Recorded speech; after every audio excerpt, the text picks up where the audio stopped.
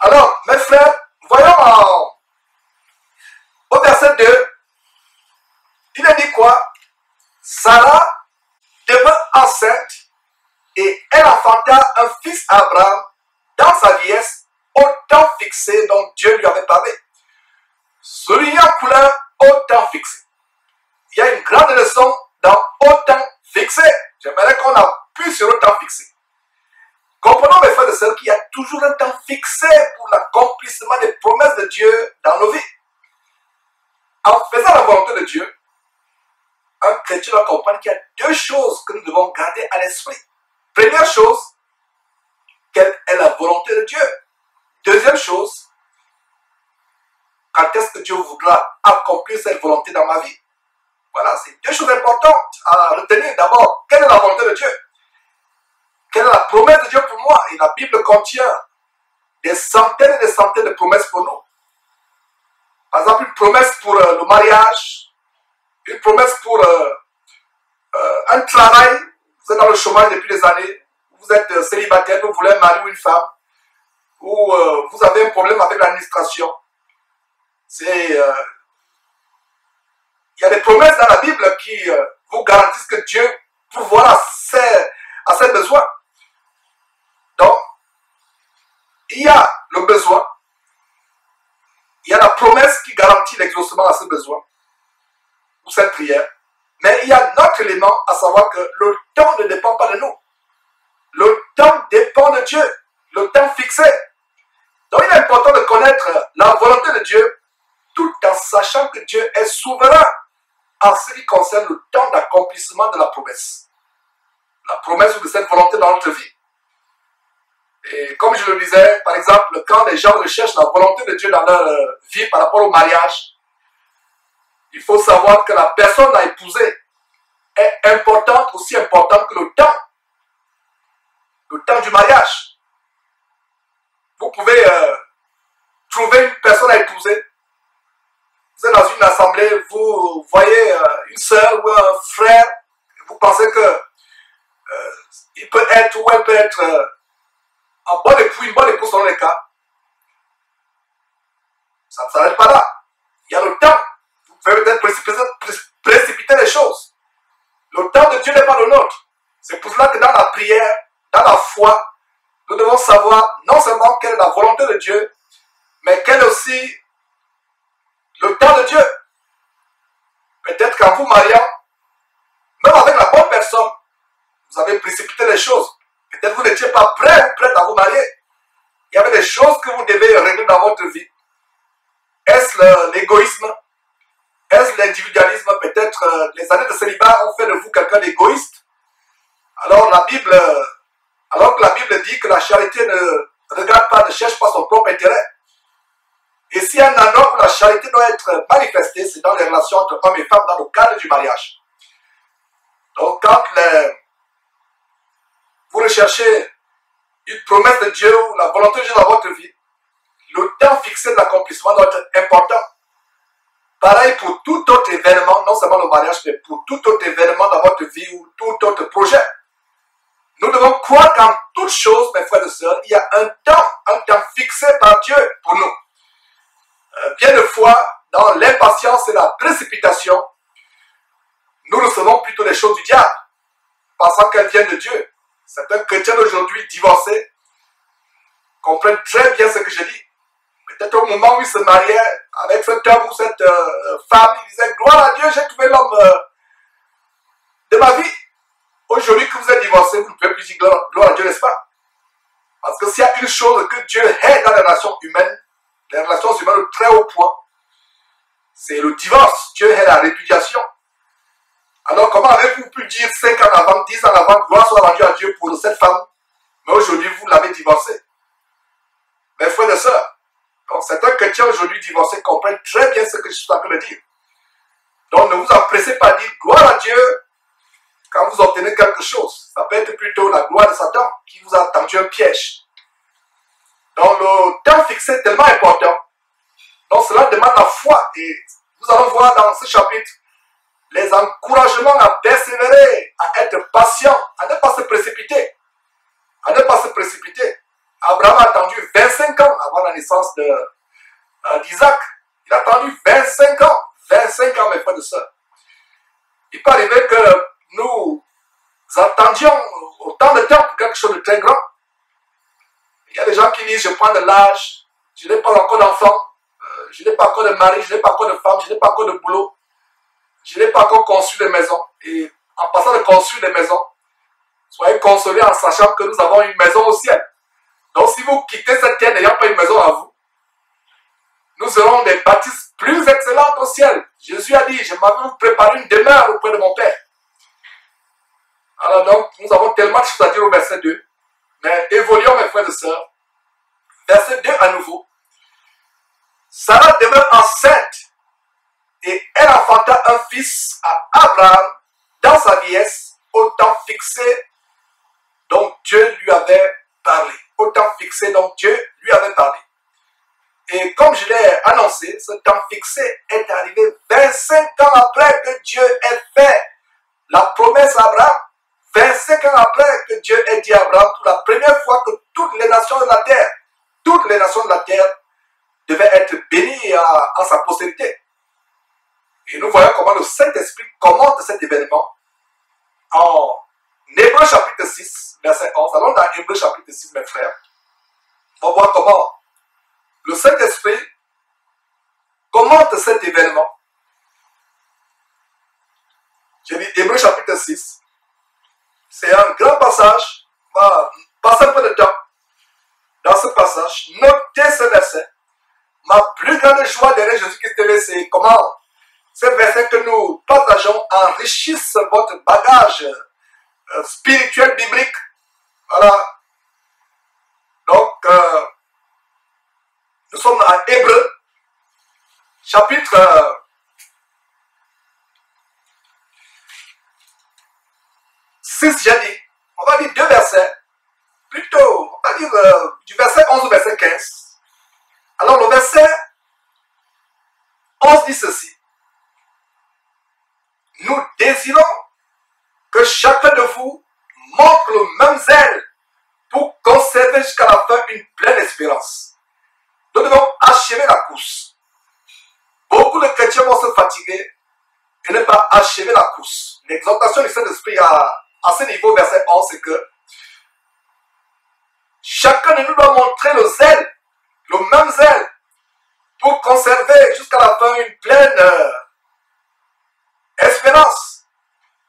J'ai été tellement content à recevoir le coup de fil d'un membre de Jésus-Christ TV qui a été tellement actif par le passé, mais il est arrivé qu'elle se soit séparée de nous pour des raisons personnelles. Et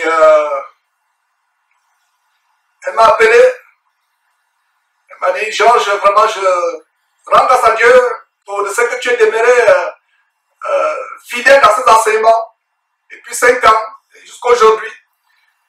Et ça m'a réjoui le cœur. Et je lui ai dit, sœur bien-aimée, la plus grande chose que nous devons rechercher, c'est d'être fidèle jusqu'à la fin, de ne pas relâcher. Et nous ne pensons pas qu'en relâchant, nous pourrons entrer dans le royaume de Dieu. Quand Jésus-Christ a commencé, il y a plus de 5 ans, en janvier 2013, beaucoup de personnes étaient enthousiastes. Le message de la sanctification résonnait. Il y avait des personnes qui se convertissaient. 5 ans après, le pneu s'est dégonflé dans la vie de plusieurs personnes. Le ballon s'est dégonflé dans la vie de plusieurs personnes. Le ballon a été percé par les préoccupations de ce monde, les soucis de la terre, les préoccupations de la terre. Nous devons conserver jusqu'à la fin. Et la fin, c'est quoi?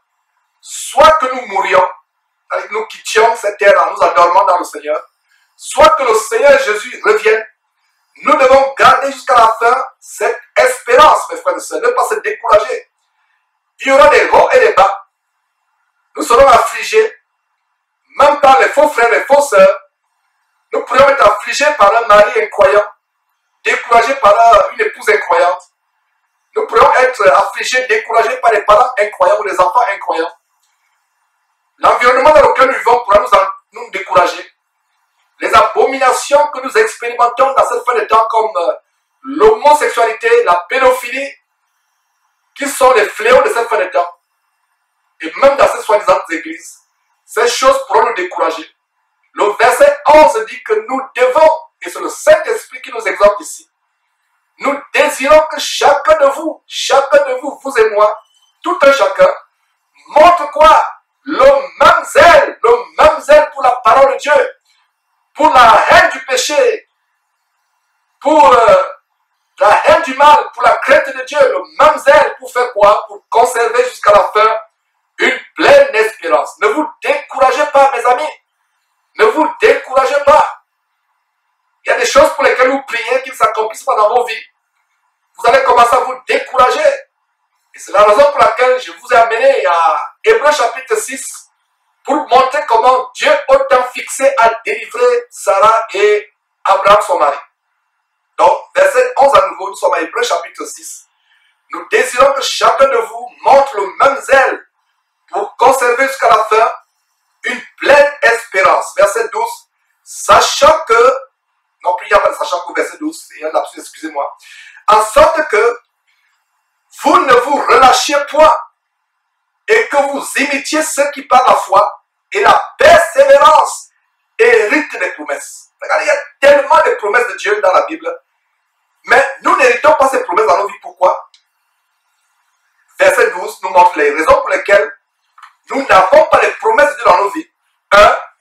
Nous nous relâchons. 2. Nous n'imitons pas par la foi les gens comme Abraham. 3. Il n'y a pas de persévérance. Regardez comment le verset 12 peut être l'objet d'un grand enseignement de 2 heures, 3 heures, 4 heures de temps. Voilà la clé, mes frères et sœurs, bien-aimés dans le Seigneur. Nous devons ne pas nous relâcher. Je n'ai pas dit vous devez. Non, je m'inclus moi-même. En sorte que vous ne vous relâchez point. Ne nous relâchons point, mes frères et sœurs. Nous prions pour quelque chose. Nous ne voyons pas la chose accomplir. Continuons à persévérer, même si nous quittions cette terre sans cette chose. Qu'est-ce que nous n'aurons pas au ciel? Nous aurons tout au pot. Ce mari, cette femme, ces enfants, ce boulot, cette maison qu'on a désiré sur terre. Si Dieu nous donnait le souvenir de cette chose terrestre, on sourirait. On va dire, oh, que j'étais insensé. Mes frères et sœurs, le ciel est beau. Le ciel est merveilleux. Soyez consolés par ce que je suis en train de dire. Nous venons ici, non pas seulement pour nous réprimander, pour nous secouer, mais aussi pour recevoir la consolation. Ma soeur, mon frère, tu es sur le point de te décourager. Ça fait des années que tu cherches ce mari, cet enfant, ce travail, ces papiers. Tu es en situation irrégulière dans un pays. Ça fait des années. Persévère. Ne te relâche pas. Imite les gens comme Abraham, comme Sarah, qui ont persévéré dans la foi. Et en persévérant dans la foi, ils ont fait quoi? Ils ont été héritiers des promesses de Dieu. Comprenons que mes frères et sœurs, le relâchement dans la foi, c'est une marque de paresse spirituelle. Beaucoup de chrétiens ne savent pas qu'il y a une paresse spirituelle. On se préoccupe de la paresse physique, qui n'est pas une bonne chose aussi devant Dieu. La Bible dit, va vers la fourmi paresseuse. La fourmi n'est pas paresseuse. Et ça m'étonne comment il y a un célèbre écrivain qui écrivait les fables, je ne sais pas si c'est La Fontaine. Les gens ne savent pas que La Fontaine a imité la Bible. Il a copié, il a fait le plagiat de la Bible. Mes frères et sœurs, la cigale pendant tout l'été se mettait à chanter, selon cette fable de La Fontaine. Et la fourmi n'était pas paresseuse pendant l'été et a passé le temps à préparer les provisions pour l'hiver. Voilà comment un écrivain mondain français célèbre a fait le plagiat de la parole de Dieu qui dit « Va vers la fourmi paresseuse ». Donc il y a une paresse spirituelle. La paresse spirituelle consiste à demander quelque chose à Dieu, à prier Dieu et à se relâcher. Voilà, le relâchement de la foi est une marque, c'est un signe de la paresse spirituelle. Pareil pour l'impatience, par rapport à l'accomplissement des promesses de Dieu dans nos vies. Regardez au verset 12, la persévérance est une marque des chrétiens délivrés de la paresse spirituelle. On ne veut plus plus rendre grâce à Dieu, on ne veut plus prier, on se décourage, on devient anorexique quand il s'agit de prier, gêner, lire la Bible. On devient fatigué. Regardez la vie de certains chrétiens. Et peut-être toi, ma soeur, toi, mon frère qui m'écoute, tu as traversé cette situation où dans ta vie, tu te sens fatigué d'avoir attendu les promesses de Dieu, au point où tu quittes les frères avec qui tu communiais, tu ne communies plus avec eux, tu repars dans le monde, tu repars à ce que tu as vomi, la situation devient pire que celle d'avant, avant ta conversion. Voilà les conséquences terribles, drastiques, terribles de la paresse spirituelle, le relâchement. Nous devons persévérer, mes frères et sœurs. Puisse Dieu nous délivrer de cette paresse spirituelle qui consiste à nous relâcher, à nous fatiguer, à manquer de persévérance quand nous attendons des choses de Dieu, quand nous attendons une guérison, une délivrance, l'exaucement d'un besoin. Nous devons persévérer. La Bible dit que dans les derniers temps, beaucoup de personnes abandonneront la foi. Et l'une des marques de l'abandon de la foi, c'est quand on commence à se relâcher. On persévère pendant les années, on ne persévère plus. On se relâche, on est gagné par la paresse spirituelle. Et quand vous êtes gagné par la paresse spirituelle, certainement, sûrement, vous allez faire naufrage par rapport à la foi. Le Seigneur Jésus disait, quand le Fils de Dieu reviendra, trouvera-t-il encore la foi sur terre? Trouvera-t-il encore la foi sur terre? Jésus ne s'adresse pas aux non-croyants. Parce que les non-croyants n'ont jamais eu la foi. Ils ne savent pas ce que c'est la foi. Jésus s'adressait aux disciples qui avaient eu la foi en lui. Parce que quelqu'un qui n'est pas chrétien, qui n'a jamais connu le Seigneur Jésus-Christ, n'a pas la foi. Donc le Seigneur Jésus disait, quand il reviendra, trouvera-t-il encore la foi sur terre? Donc il parlait de ses disciples. Beaucoup parmi nous vont perdre la foi. Beaucoup parmi nous vont manquer de persévérer jusqu'à la fin. Donc le verset 11 d'Hébreux chapitre 6 nous recommandait de montrer le même zèle pour garder, conserver jusqu'à la fin une pleine espérance. Et une des marques de la foi, c'est aussi l'espérance.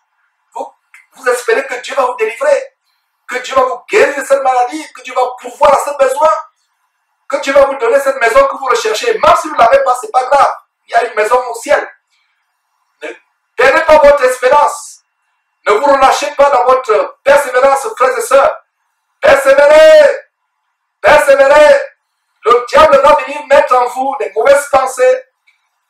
Et beaucoup de chrétiens expérimentent la dépression. Pourquoi? Parce qu'à un moment, ils se relâchent. Un véritable chrétien doit pas être dépressif. Et dans la dépression, parce qu'il y a des choses qui vous manquent dans la vie. Voilà. Continuons au verset 6, il y a tellement de choses à dire. Mais frère, si je continue à développer ces choses, le lendemain, le matin va arriver. Donc, il y a tellement de choses à faire, mes frères et sœurs. Dans une journée, derrière cette trompette, si vous pouvez imaginer les dizaines et des dizaines de choses qu'on fait dans la journée, juste pour Jésus-Christ aimer. Qu'en est-il de nos vies, de nos époux, épouses, de nos enfants, mes frères et sœurs? Hébreux chapitre 6, verset 13. Lorsque Dieu fit la promesse à Abraham, ne pouvant pas jurer par un plus grand que lui, il jura par lui-même et dit, certainement, je te bénirai et je multiplierai ta postérité. Verset 15, grande révélation, verset 15. Et c'est ainsi qu'Abraham, ayant fait quoi? S'étant relâché, ayant déprimé parce que ça tardait, parce que 20 ans, 25 ans avaient passé. C'est ce que vous lisez. Si vous lisez ce que je suis en train de vous dire, c'est que vous avez une Bible, par exemple, les homosexuels, déchirez-la, mettez dans la poubelle. Si vous pouvez la brûler, mettez stop à cette émission et allez à la cour ailleurs brûler, déchirer cette Bible et revenez sur l'émission. Mais j'espère que la Bible que vous êtes en train de lire actuellement ne dit pas que c'est ainsi qu'Abraham s'étant relâché ou ayant perdu la foi ou s'étant découragé par rapport aux promesses de Dieu qui ne s'accomplissaient pas après 25 ans. Mais il a dit quoi? Verset 15. Et c'est ainsi qu'Abraham, ayant fait quoi? Persévérer. Voilà la révélation. Et comme il a persévéré, regardez la merveilleuse conclusion du verset 15. Obtint l'effet de la promesse. Puis cela s'accomplit également dans nos vies. Nous persévérons attendons avec persévérance les promesses de Dieu et cela s'accomplit au temps favorable. Au temps favorable. Mes frères, vous prenez une parenthèse avant d'aller à Genèse en disant ceci.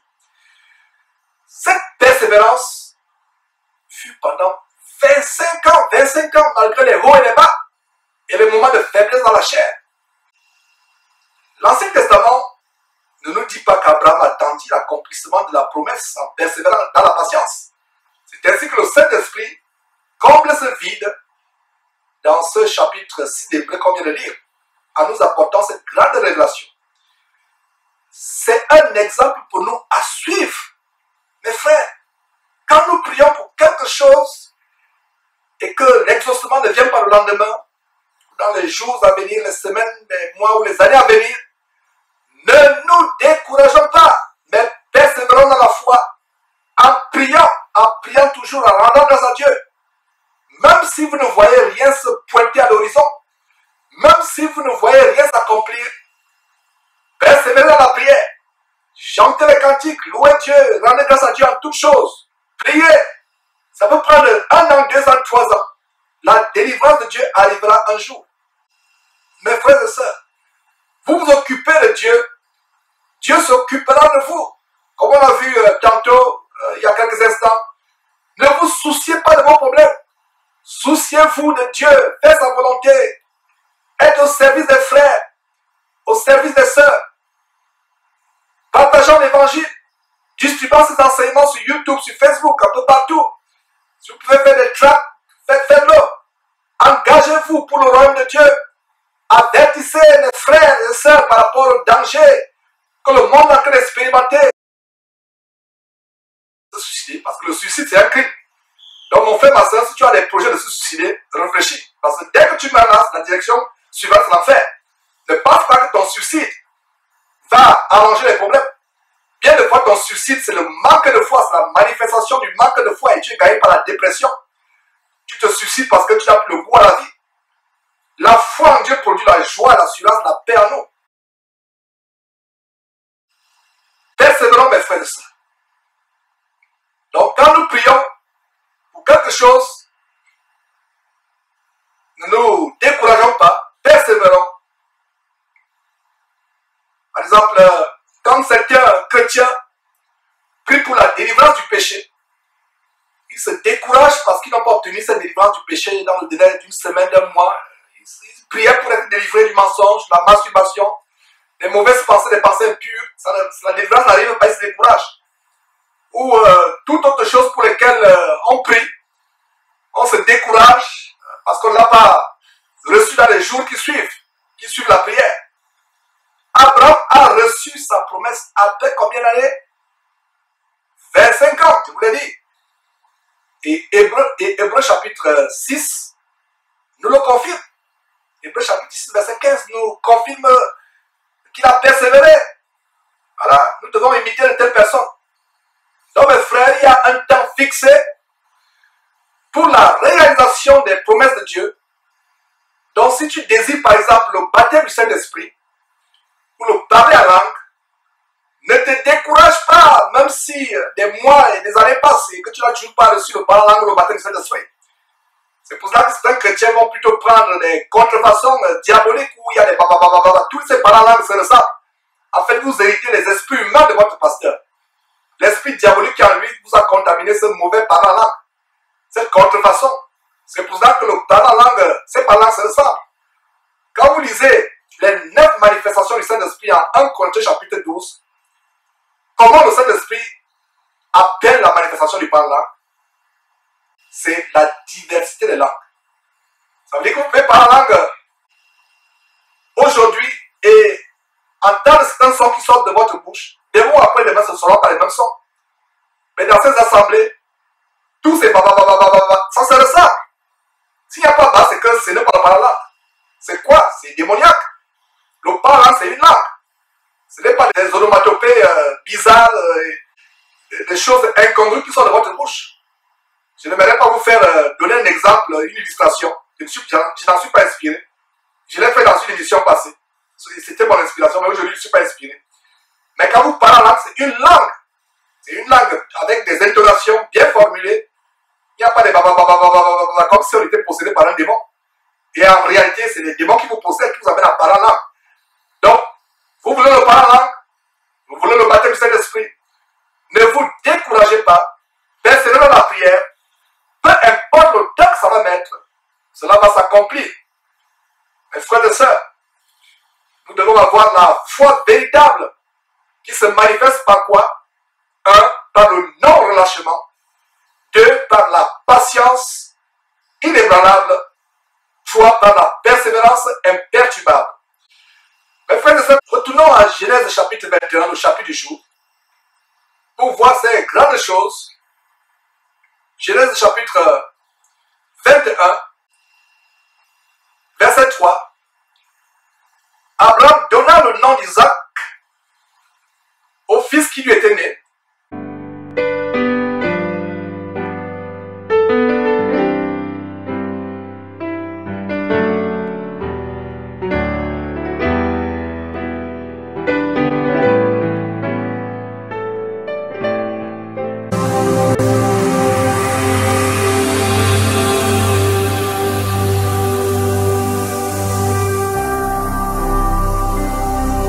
Jésus-Christ TV,